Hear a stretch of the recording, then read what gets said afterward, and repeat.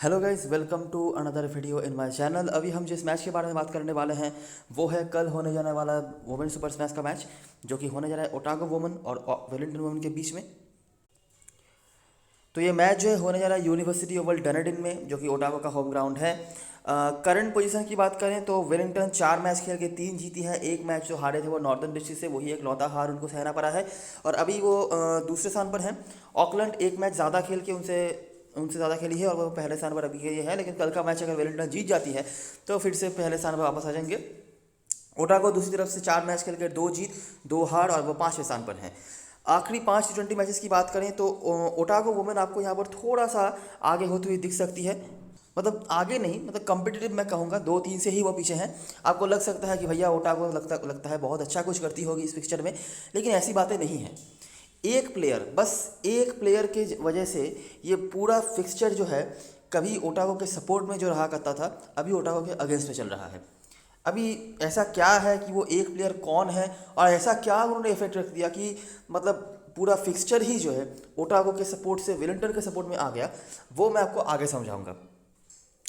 तो वेदर वगैरह बात करें तो क्लियर है, क्लाउडी हमेशा ही डनेडिन में रहता है, ये तो आपको पता ही होगा, मैं पहले भी बता चुका हूँ इसके बारे में। आ जाते हैं और देखते हैं जब ये दोनों टीमें आमने सामने होती है तो क्या होता है। तो जिस प्लेयर की मैं बात कर रहा था वो है ली कैस्पेरिक। ली कैस्पेरिक अभी वेलिंगटन वुमेन के होकर खेलती है, आपको पता ही होगा। ये पहले खेलती थी ओटागो वुमेन के होकर और ये प्रॉपर ऑलराउंडर की तरह वहाँ पर यूज होती थी। एक बहुत ही मेजर रोल वो वहाँ पर प्ले करती थी। यही उनका काम था वहाँ पे। लेकिन अभी क्या हो गया है कि जब से वो वेलिंगटन वुमेन में आई है, मतलब पिछले सीजन से जब से वो वेलिंगटन वुमेन में आई है, ओटागो का जो भी रेजिस्टेंस था ना इस फिक्सचर में पूरी तरीके से खत्म हो गया। मैं आपको ये जो फिक्सचर है 2 हिस्सों में डिवाइड करके समझाऊंगा, ठीक है। विथ ली कैस्पेरिक ओटागो और विदाउट ली कैस्पेरिक ओटागो। ध्यान से देखो। तो ये है पहला मैच। ओटागो ने बनाया 158, जहाँ पर ऑफकोर्स सूजी बेट्स थी टीम के होकर, ली कैस्पेरिक और केटी मार्टिन। ये नाम भी ज़रा गौर से देख लीजिएगा। अभी क्या है कि इनका नाम सभी ने सुना है, लेकिन परफॉर्मेंस उतना अच्छा नहीं चल रहा है उनका। कीपिंग से फिर भी ठीक ठाक कर रही है, बैटिंग से नहीं चल रही है। और कल के मैच में तो और भी बड़ा बड़ा इशू आने वाला है इनको लेने में, क्योंकि एक बहुत ही बड़ा क्रेडिट का इशू आपको मिलने वाला है। वो क्यों कैसे वो मैं आपको आगे समझाता हूँ, फिलहाल के लिए देखते रहो। बॉलिंग में ये कुछ बॉलर्स थे जिन्होंने एक दो करके विकेट निकाले थे। वेलिंगटन 121 पर निपट गई थी। ली कैस्पेरिक आप देख सकते हैं बैटिंग से 30 रन, बॉलिंग से 4 विकेट, अकेले ही यहाँ पर लीड किया और ऑकलैंड को जितवा दिया। अच्छा, सोफी डिवाइन यहाँ पर कुछ खास नहीं कर पाई थी, आप देख सकते हैं 1 विकेट ही बस था उनके खाते में, बैटिंग से कुछ खास नहीं। एमिलिया कर लेकिन बेटर उनका परफॉर्मेंस था। उसके बाद अगला मैच, ये मैच भले ही वेलिंगटन में जीत गई थी, गए थे, लेकिन यहाँ पे रन बना सके पॉली इंग्लिश। अच्छा, एक चीज़ नोटिस करो, ये है सूजी बेट जो टॉप ऑर्डर में खेलती है। बाकी के सारे बैट्समैन जो है ना, ये middle order lower middle order से आ रहे हैं। वो अलग बात है कि उन्होंने रन भी बनाया था, लेकिन कंट्रीब्यूटर्स वहाँ से आ रहे हैं। यहाँ पर ओटागो की बैटिंग अच्छी नहीं हुई थी, यहाँ पर कैस्पेरिक खेल नहीं रही थी इस मैच पर। तो पॉली इंग्लिश ये पहले मिडिल ऑर्डर में आती थी, साथ में ग्रिफिथ, ये भी लोअर मिडिल ऑर्डर की ही बैट्समैन है, बॉलर ही है बेसिकली, लेकिन बैटिंग कर सकती हैं। एमरिया कर ने लीड किया और उसके बाद डाउटी, जिन्होंने यहाँ पर भी आपने देखा होगा कुछ विकेट्स निकाले थे, लेकिन ये कल के मैच में खेलेंगी नहीं क्योंकि स्क्वाड में नहीं है। साथ में एमरिया का परफॉर्मेंस भी है और बेट्स के 2 विकेट।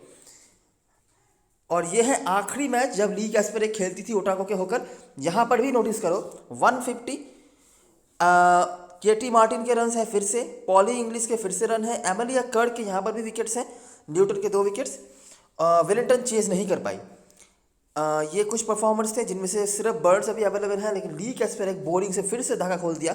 मतलब दो जो मैच वो खेली थी with Otago against Wellington, 2 match में उनके खाते में थे 7 विकेट, ठीक है। और वही 2 जीत जो आपने ऊपर देखा 3-2 का, वही 2 जीत है जो ओटागो के इस फिक्सचर में नसीब हुई है। और वो भी थी किसकी दिन? ली कैस्पेरिक के दिन। ना सूजी बेट्स ना केटी मार्टिन, कोई भी उस तरह का डोमिनेटिंग परफॉर्मेंस नहीं दिखा पाया था जिस तरह का डोमिनेशन ली कैस्पेरिक ने दिखाया था, ठीक है। बाकी यहाँ पर ओटागो फिर से जीत गई। अभी देखो कि जब से ली कैस्पेरिक गई है इस टीम से तब क्या हो गया है। ये है पहला मैच, वेलिंगटन ने बनाया पहले बैटिंग करते हुए 189। अच्छा, एक चीज़ हमने नोटिस करी होगी, सोफी डिवाइन का कुछ भी परफॉर्मेंस यहाँ पर नहीं है। यहाँ पर भी नहीं था, पहले मैच पर सिर्फ 1 विकेट था, उसके बाद यहाँ पर भी नहीं, यहाँ पर भी नहीं। पिछले सीजन में देखो तो वेलिंगटन ने यहाँ पे 189 खड़ा किया था, रन बनाया था रेचल प्रीस्ट और मैडी ग्रीन ने, ब्लैक, कार्सन, जेनसन के विकेट से। ओटागो बैटिंग कुछ खास नहीं कर पाई एज यूजुअल। केटी मार्टिन ने यहाँ पर भी कुछ कंट्रीब्यूट करा था बेला जेम्स के साथ। बॉलिंग में ये कुछ विकेट टेकर्स थे, जेस्कर, अमेलियाकर, डाउटी और कैस्पेरे। अपने पुराने टीम के अगेंस्ट में पहले ही मैच में उन्होंने 2 विकेट निकाला। और आखिरी जो मैच हुआ यहाँ पर ओटागो 96 पर निपट गए। केटी मार्टिन, बिला जेम्स, यहाँ पर भी उनका परफॉर्मेंस था। केटी मार्टिन एक कंसिस्टेंट स्कोरर रह रहे हैं, आप देख सकते हैं।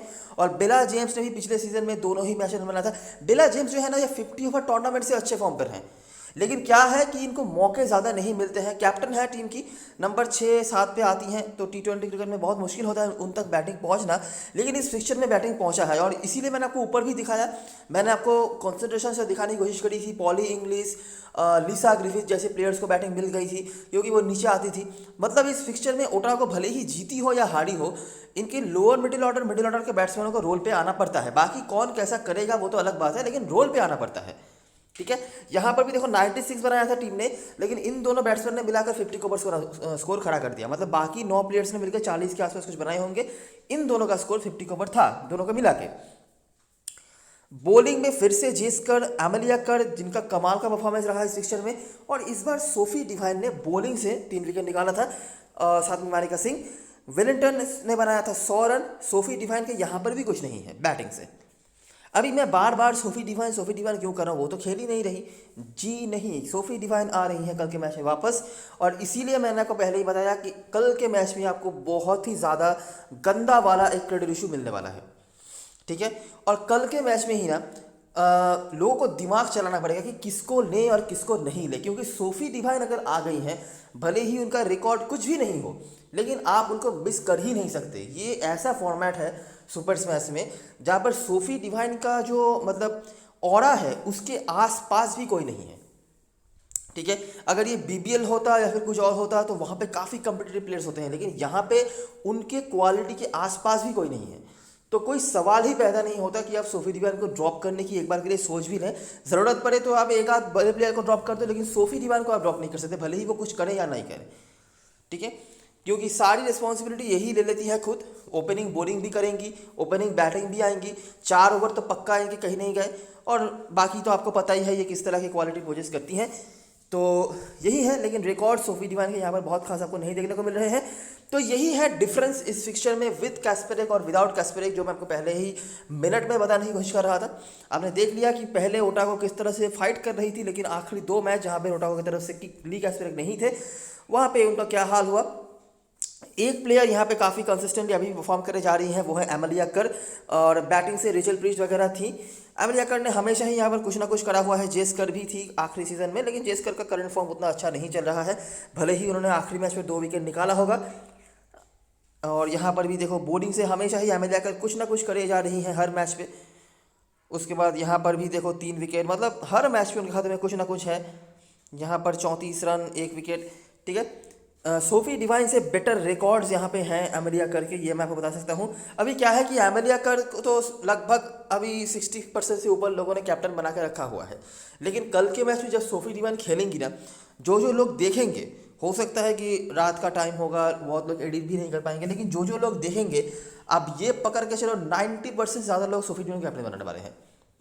ठीक है, हो सकता है कि आप भी बनाओ, लेकिन अमेलियाकर का रिकॉर्ड यहाँ पे काफ़ी डिसेंट है। हो सकता है कि मैं इस फिक्चर के लिए बोलूं कि अमेलियाकर को आज भी आप कैप्टन ही बनाओ, लेकिन क्या है कि उनका रोल भी क्या होगा ये देखना होगा, वो सब मैं आगे समझाता हूं आपको, देखते रहो बस। हेड टू हेड परफॉर्मेंस की बात करें तो केटी मार्टिन का नाम को यहाँ पर दिख जाएगा, लगभग 30 का औसत है, इसके अलावा किसी का भी नहीं है। और आपने देख ही लिया कि ली कैस्पेरिक के जाने के बाद किस तरह से सरेंडर किया है ओटागो वुमेन टीम ने, तो उस हिसाब से 30 का औसत मतलब ऑड है, 30 से कम ही है, लेकिन लगभग 30 का औसत बुरा नहीं है। वेलिंगटन के होकर अमेलियाकर 33 का औसत है, और बॉलिंग में भी अमेलियाकर सिर्फ 8 का औसत है, मतलब प्रति 8 रन देकर वो 1 विकेट निकालती हैं। ठीक है, और बेस्ट फिगर्स भी आप देख सकते हैं, साथ में डियाना डाउटी भी थी, लेकिन ये अवेलेबल नहीं है। ली कैस्पेरिक के ये सब कुछ है तब के जब वो ओटागो वुमेन के होकर खेलती थी। बाकी 2 ही मैच वो खेली हैं वेलिंगटन के होकर ओटागो के अगेंस्ट में, तो उस तरह से बताने लायक कुछ है नहीं। तो ये है सारी कहानी फिक्सचर के बारे में, हेड टू हेड मैचेस के बारे में, क्या क्या हुआ है, कौन कौन से परफॉर्मर रहे हैं, मैंने सब कुछ आपको बता दिया। नाम के साथ अगर आप चाहो तो जा सकते हो, काफ़ी जनता आपको मिल जाएगी कल के मैच में जो सोफी डिवाइन को कैप्टन भास्कर ने बनाए, लेकिन इस फिक्सचर में कैमलिया करके रिकॉर्ड्स काफ़ी अच्छे हैं। अभी आ जाते हैं ग्राउंड में बहुत ज़्यादा मैचेस हुए नहीं हैं, तो जो भी मैचेस हुए हैं मैं उसी हिसाब से आपको कुछ दिखाता हूँ कि क्या क्या होता है इस ग्राउंड पे ओटागो वुमेन के साथ। तो यह है पहला मैच। यहाँ पर ऑफ कोर्स ओटागो हारी थी, जहाँ पे 164 बना था। केटी मार्टिन ने यहाँ पर कुछ रन्स बनाए थे। बॉलिंग बहुत ज़्यादा खराब हुआ था, कैंटरबरी जीत गई थी, लेकिन रन्स उन्होंने डिसेंट बनाए थे 164 जो था। उसके बाद ये 6 ओवर का मैच था, इसको इग्नोर कर सकते हैं, लेकिन यहाँ पर भी देखो 5 ओवर में 51 रन्स बने थे, 1 विकेट के नुकसान पर, मतलब बैटिंग यहाँ पर भी ठीक ठाक था, लेकिन इसको इग्नोर करो, कोई ज़रूरत नहीं है। उसके बाद अगला मैच यहाँ पर 104 बनाया था सेंट्रल डिस्ट्रिक्ट ने। ओटागो ने यहाँ पर भी अच्छी बैटिंग करी थी, यहाँ पर मिली कोवान के कुछ रन आपको दिख जाएंगे। और आखिरी जो मैच हुआ था कुछ दिन पहले ही, यहाँ पर भी आपको दिखेगा ओटागो की बैटिंग सही रही थी। 15-16 ओवर में 105 रन उन्होंने बना दिया, वो भी सिर्फ 3 विकेट के नुकसान पर। मिली कोवान और पॉली इंग्लिश यहाँ पर साथ में थी, और बॉलिंग से जेनसन, ब्लैक, ये कुछ बॉलर्स थी जिन्होंने विकेट वगैरह निकाले थे एक दो करके। तो ओवरऑल इस ग्राउंड से जो हमें देखने को मिला है हिस्टोरिकली कि बैटिंग यहाँ पे ख़राब नहीं होती है ओटागो की, कुछ ना कुछ रन वो ठीक ही बना देते हैं, और विकेट्स भी ज़्यादा वो नहीं गंवाए हैं। आप नोटिस करिए होंगे कि यहाँ पर 3 विकेट गिरा, यहाँ पर भी 3 विकेट जब चेस कर रहे थे, चेस करते समय यहाँ पर भी 1 ही विकेट गिरा, और यहाँ पर बैटिंग फर्स्ट करते हुए 4 विकेट। मतलब ओवरऑल बैटिंग यहाँ पे ख़राब नहीं हुआ है ओटागो का, भले ही वो मैच हारे या जीते। तो ये है थोड़ा बहुत कुछ परफॉर्मेंस, जैसे कि मिली कोवान, केटी मार्टिन, ये कुछ नाम आपको दिख रहे होंगे जिनके कुछ बताने लायक परफॉर्मेंसेस है। और यहाँ पे खास कुछ तो नहीं है और कुछ पता नहीं लगा। और ब्लैक जो है इन्होंने आखिरी 2 मैच में 2-2 करके विकेट निकाला हुआ है, बस यही। ठीक है, तो ये है ग्राउंड के बारे में कुछ जो चीज़ें हैं अवेलेबल, वो हेड टू हेड की चीज़ें तो मैंने पहले आपको बता दिया। अभी देखते हैं स्मॉल लिस्ट शॉर्ट लिस्ट की बात करें तो वही है एमेलिया कर, ये कैस्पेरिक होगा, ली कैस्पेरिक, जेस कर, सोफी डिवाइन, केटी मार्टिन, एमा ब्लैक, बेला इंग्लिश, पॉली इंग्लिश और बेला जेम्स। सोफी डिवाइन मैं बार बार कह रहा हूँ रिकॉर्ड्स इनके अच्छे नहीं हैं, लेकिन क्या है कि ओपनिंग बॉलिंग भी आएंगी, ओपनिंग बैटिंग भी करेंगी। अगर 20 रन भी बना देती हैं और एक आध विकेट निकाल देती हैं तो इनके 40 से 50 पॉइंट तो कहीं नहीं गए, और बहुत मुश्किल होगा कि कोई यहाँ पे आपको 40-50 पॉइंट रेगुलरली कलेक्ट करके दे इस फिक्सचर में। तो इसीलिए मैं कह रहा हूँ कि स्मॉल लीग में सोफी डिवाइन को गलती से मिस मत करना। बड़ी लीग में अगर आप उनका क्रेडिट सेव करके कोई डिसेंट ऑप्शंस ले पा रहे हो तब आप एक बार के लिए सोच सकते हो, लेकिन बड़ी छोटी लीग में कोई ज़रूरत नहीं है। अच्छा, प्लेइंग 11 की बात करें, और यहाँ पे है सबसे इंपॉर्टेंट चीज़, और यहाँ को ध्यान से देखना क्योंकि बहुत सारी चीज़ें अब बदलने वाली हैं। ठीक है, देखो पिछले मैच तक क्या हो रहा था, एमेलिया कर, जेस कर, ली कैस्पेरिक, इन तीनों ने 4 ओवर करके कंप्लीट करे अपने। 12 ओवर यहाँ से गया, बाकी के बचे थे 8 ओवर, जहाँ से मैडी ग्रीन 2-3 ओवर करवाती थी, मानेका सिंह को समझ लीजिए 2 ओवर मिल गए, बाकी के ओवर्स थैमसिन न्यूटन को मिल गए, और बहुत ही रेयर जारा जेटली को 1 ओवर मिल जाता था, ऐसा होता था। अभी क्या होगा कि ये जो 12 ओवर का था ये तो रहेगा ही, अभी 16 ओवर भी आपके कंप्लीट हो जाएंगे क्योंकि सोफी डिवाइन 4 ओवर करवाएंगी। ठीक है, मुझे जितना पता चला है अभी तक कि उनका फिटनेस को लेके कोई इशू नहीं है, वो किसी पर्सनल रीजंस की वजह से ही नहीं खेली थी, तो अगर वो पूरी फिट है तो 4 ओवर पूरी करवाएंगी। ठीक है, तो 16 ओवर यहाँ से गए।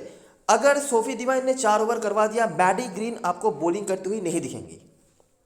सही है, ये बात पकड़ के चलो। मैडी ग्रीन कल के मैच में मोस्ट प्रोबेबली बॉलिंग नहीं करेंगी, और बाकी जो 4 ओवर बचेंगे वो डिवाइड हो जाएंगे जेटली, मानेका सिंह और न्यूटन के साथ। हो सकता है कि मानेका सिंह को 2 ओवर मिल जाए, नहीं भी मिल सकता है, क्योंकि अच्छा मानेका सिंह को ओपनिंग बॉलिंग भी नहीं करने का मौका मिलेगा, ये आप पकड़ के चल सकते हो। सोफी डिवाइन ओपनिंग बॉलिंग पे आएंगी मोस्ट प्रोबेबली जेस कर के साथ। तो एक और प्लेयर, मतलब एक नहीं बहुत सारे प्लेयर जिनका इंपॉर्टेंस कल के मैच में कम होने वाला है। एक तो मैंने बता दिया मैडी ग्रीन, अगर ये बैटिंग से कुछ करती हैं तो करेंगी, बॉलिंग से मुझे नहीं लगता इनको ओवर मिलने वाला है, मेरा जितना एक्सपीरियंस है। मैं बार बार कह रहा हूँ, अगर सोफी डिवाइन पूरी फिट है तो 4 ओवर पूरा करवाएंगी, अगर वो फिट नहीं है तो अलग बात है। जैसे कि आपने देखा होगा ली कैस्पेरिक ने पहले मैच में 2 ओवर करवाया था, तो उनका ओवर बहुत अलग अलग बॉलरों को मिल गया था, लेकिन आखिरी मैच में उन्होंने 4 ओवर करवाया भी और 13 विकेट्स निकाले थे, तो वही। ठीक है, उसके बाद मानेका सिंह, और ज़्यादा जनरली मुझे बिल्कुल भी नहीं लग रहा है कि इनको कोई ओवर मिलने वाला है।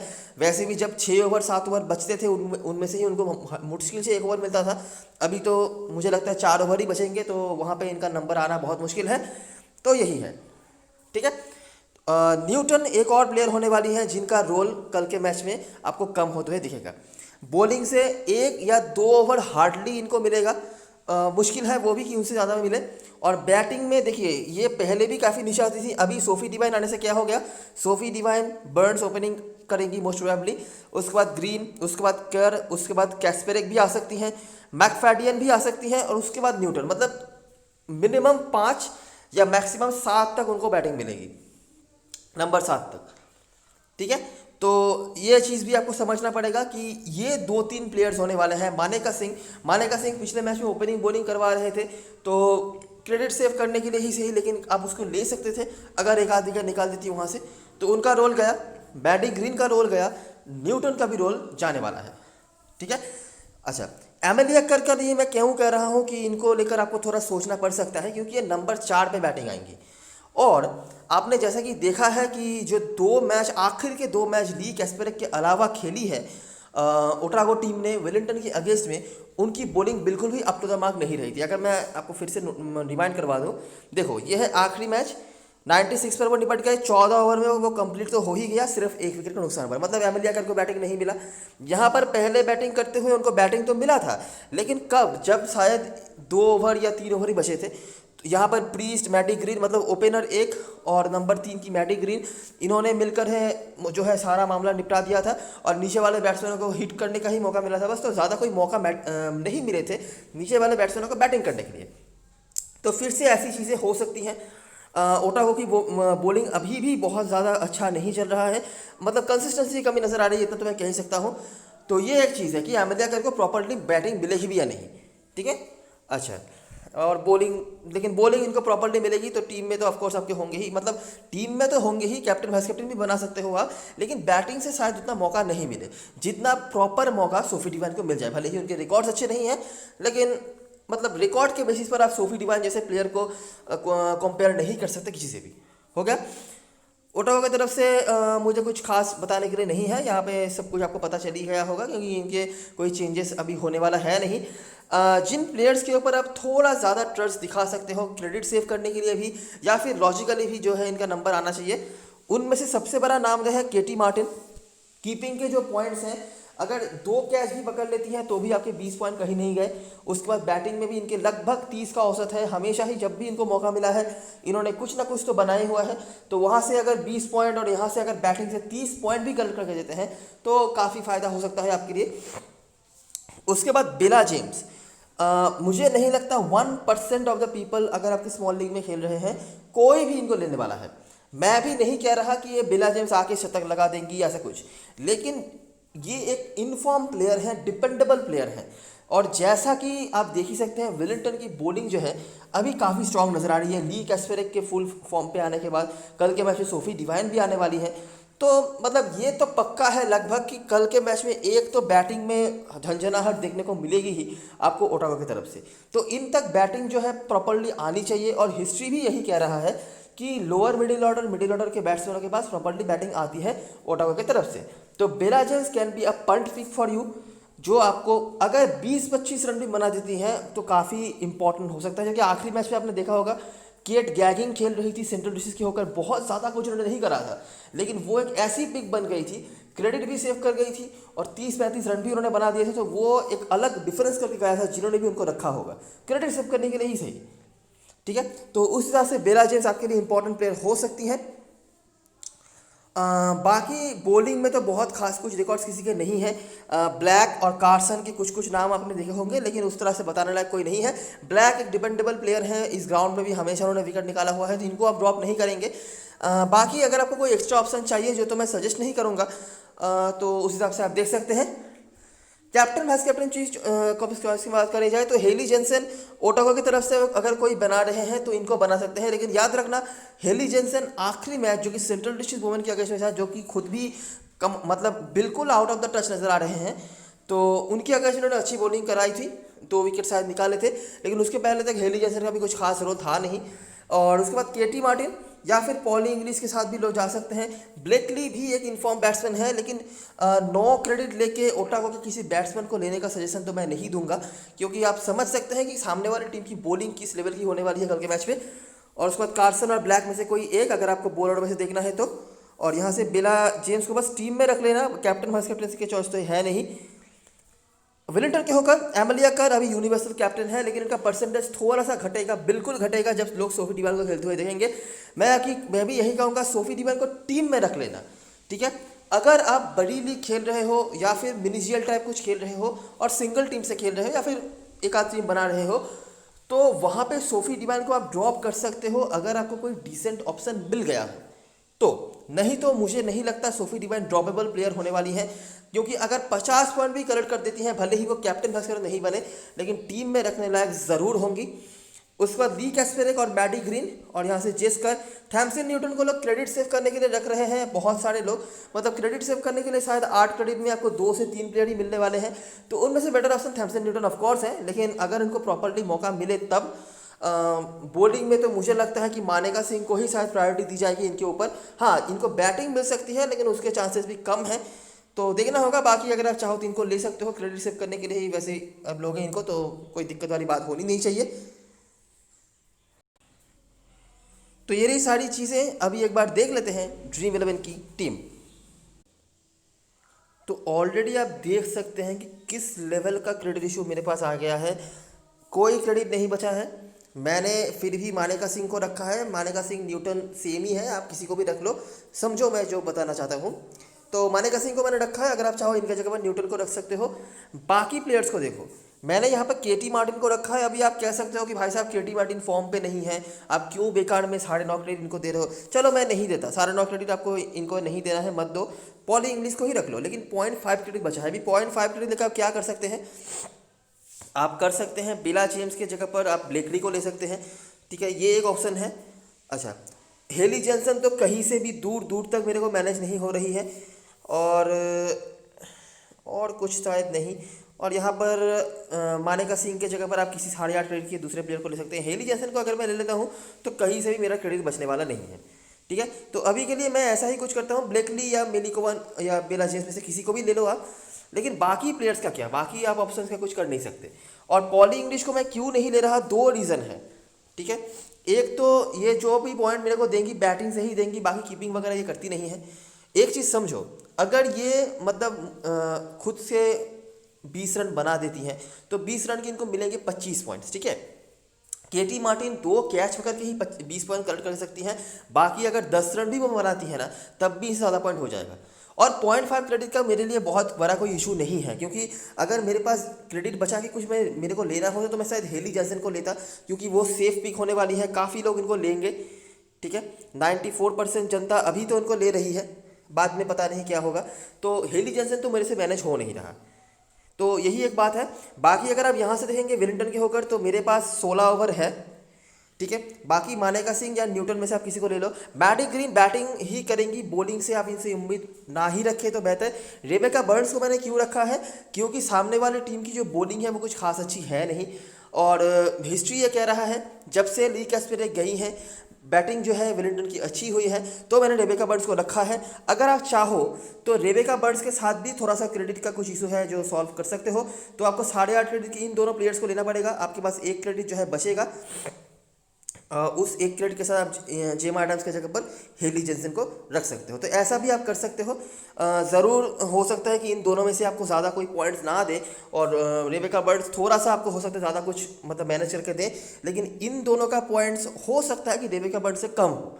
अगर वो बहुत बड़ा कुछ नहीं कर सकती, अगर 20-30 रन बना देती हैं तो भी शायद ये दोनों आपके लिए मैनेज कर सकते हैं। कम से कम आपने हेली जॉनसन को तो मैनेज कर लिया, ठीक है। ये प्रॉपर ऑलराउंडर है, हालांकि मुझे तो बहुत ज़्यादा भरोसा नहीं हो रहा है, क्योंकि फॉर्म जो था इनका बहुत अच्छा था नहीं। तो मैं शायद अगर मेरे पास 9.5 क्रेडिट बचे और मेरे को हेली जॉनसन और केटी मार्टिन में से एक को लेना पड़े, तो मैं शायद केटी मार्टिन को ही लूँ। आखिरी मैच में उन्होंने अच्छा ज़रूर करा था, लेकिन वो भी किसके अगेंस्ट में वो भी देखना पड़ेगा। सेंट्रल डिस्ट्रिक्ट वुमेन जो कि इस समय सबसे आउट ऑफ फॉर्म टीम चल रही है, तो उनके अगेंस्ट में। कैप्टन भास्कर ने चॉइस की बात करें, मुझे नहीं लगता कि कोई पूरी स्मॉल लीग की मतलब आपके जितने भी ओपोनेंट्स होंगे इन दोनों के बाहर कोई जाएगा, ठीक है। एमिलिया कट तो मुझे अभी भी कैप्टन चाहिए इनको, लेकिन थोड़ा सा रिस्की हो सकता है क्योंकि बैटिंग शायद ही इनको प्रॉपर्ली मिल जाए, बॉलिंग ज़रूर करवाएंगी, तो इसीलिए बाकी रिकॉर्ड्स तो इनके बहुत अच्छे हैं ही। अलग ऑप्शन आपको देखना है तो ली गैस्पेरिक अपने पुराने टीम की अगर इसमें खेलेंगी, और आखिरी मैच में आपने देख ही लिया उन्होंने क्या करा हुआ था। इसके सिवाय मुझे नहीं लगता और कोई अच्छे ऑप्शंस हैं। बड़ी लीग के लिए यह मैच बहुत सही हो सकता है। इन तीनों के ही भीतर कैप्टन वाइस कैप्टन बनाओ और एक आध प्लेयर का ही चेंज करके मल्टीपल टीम्स आप बना सकते हो, मुझे लगता है काफ़ी फायदेमंद हो सकता है आपके लिए। ठीक है, तो ये रही सारी चीज़ें और सारी एनालिसिस। अगर आपको अच्छा लगा हो तो लाइक ज़रूर करना, सब्सक्राइब करना चैनल को, टेलीग्राम चैनल पे ज़रूर ज्वाइन हो जाना अगर आपको लास्ट में पे सारी अपडेट्स वगैरह चाहिए तो। तब तक के लिए best of luck for this match and bye for now.